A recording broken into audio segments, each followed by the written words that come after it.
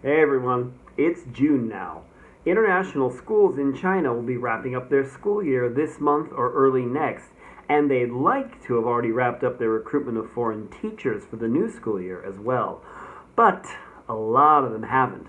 I'm here today to talk a bit about why international schools are currently having kind of a rough time in China and what this might mean for teachers here.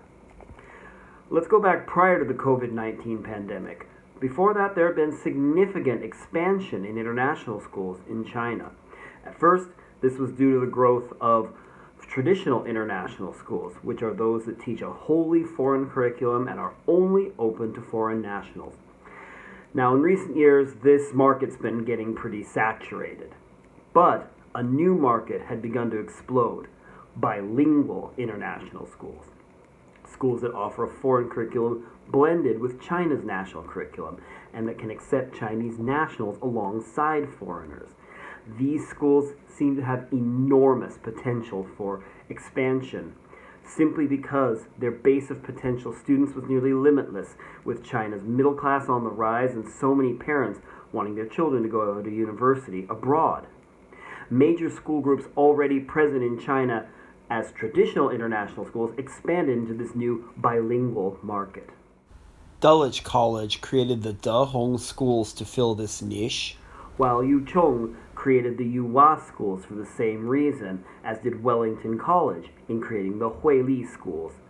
Nord Anglia, a major British school group present worldwide, expanded from their model of traditional British schools in China into bilingual ones and expanded aggressively, including to cities one wouldn't necessarily expect to find these schools in, such as Foshan, Guangdong, Jiaxing, Zhejiang, and Nantong, Jiangsu. Other school groups that arrived in China later went straight into bilingual schools, including UK schools, Wickham Abbey, and Hurtwood House, the latter of which adopted the name HD schools in China. The expansion of these schools seemed to be going full steam ahead when twin shocks changed everything. First, of course, was the pandemic. China's COVID-19 outbreak first started making headlines in late January of 2020, at a time when many foreign teachers were outside the country visiting home for Chinese New Year's holiday. Many were hesitant to come back to China, especially when it became clear that schools weren't going to be reopening on schedule anyway. Then China started tightening its border control, first requiring 2 weeks quarantine for all returnees to China, and then closing the border completely for a time, before finally allowing foreign workers back in after a bunch of additional paperwork and, again, 2 weeks quarantine.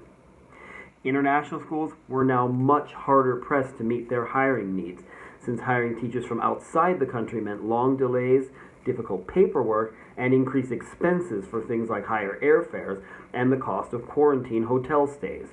Most schools preferred to hire those already inside China, but there are only so many Western qualified teachers inside China's borders.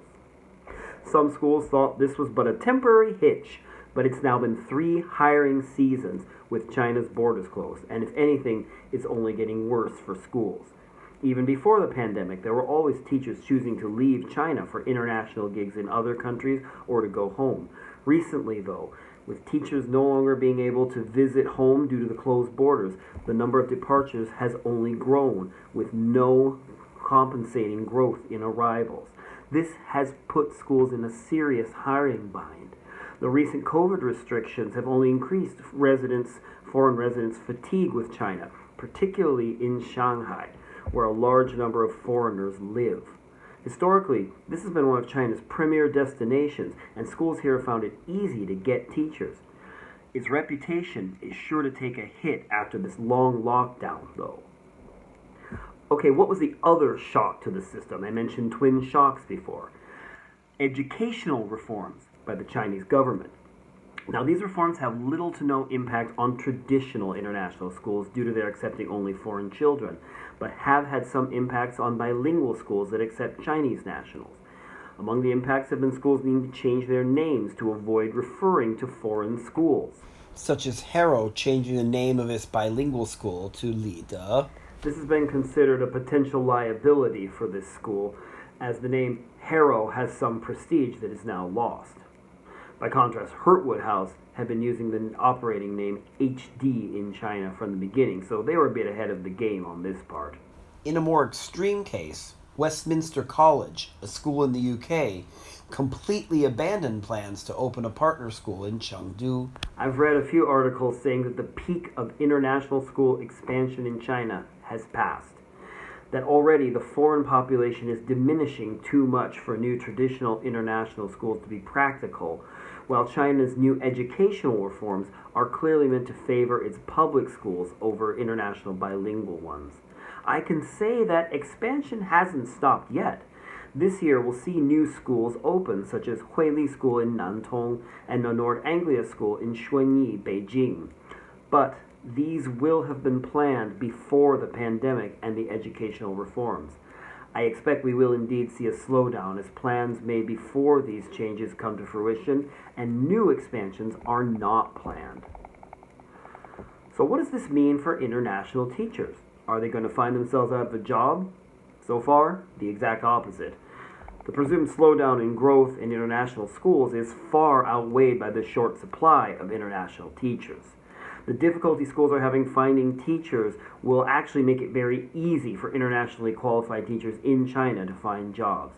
Those outside China will find it more difficult, given that schools will prefer to avoid the hassle of bringing someone inside the country. But not all schools will be able to meet their hiring need with folks already in China. If you are a certified teacher and you yourself are interested in teaching in China but weren't sure if there was a possibility now, I would certainly say go ahead and look. Schools are still hiring for the 2022 to 2023 school year now. I just checked on Teacher Horizons, one of the big job seeker websites, and loads of the big names in China are still looking for teachers of all the usual subjects. Now, if you're not already in China, that proposition is a bit dodgy because with what little time we've got now, there's really no chance that you could make it to China in time for the new school year, with all the paperwork you'd have to do first. Still, if a school is in serious need, they might still consider you for a late arrival. If you do have dependents, this could also be a problem, as China hasn't been allowing dependents of work visa holders to travel to China. However, I have just seen news that this is beginning to change, so it doesn't hurt to check. If nothing's working out this year, you could just be on the lookout for the next school year. Even if the borders open soon, I would imagine that there will still be a great need for new teachers in China next year, as international travel won't just snap back. Just do be prepared for complicated paperwork and to have to do 2 weeks quarantine in a hotel on arrival. Be sure your employer will pay for this. And be aware that COVID protocols here are strict, and that lockdowns of varying degrees of severity are all but guaranteed until this pandemic ends. If you're prepared to deal with this, you may well find teaching in China very rewarding. Even in this unusual time, it has some of the best salaries and benefits in the international teaching world. And if you think you would enjoy Chinese culture, it's definitely something to look at. The long-term prognosis for international teaching in China is certainly up in the air. But in the short term, there's still lots of opportunity. I hope you found this brief discussion of this matter informative. If you did, and you want to hear more of my insights about teaching in China, this would be a great time to like this video and subscribe to my channel. Thanks so much for watching. See you all next time. Bye!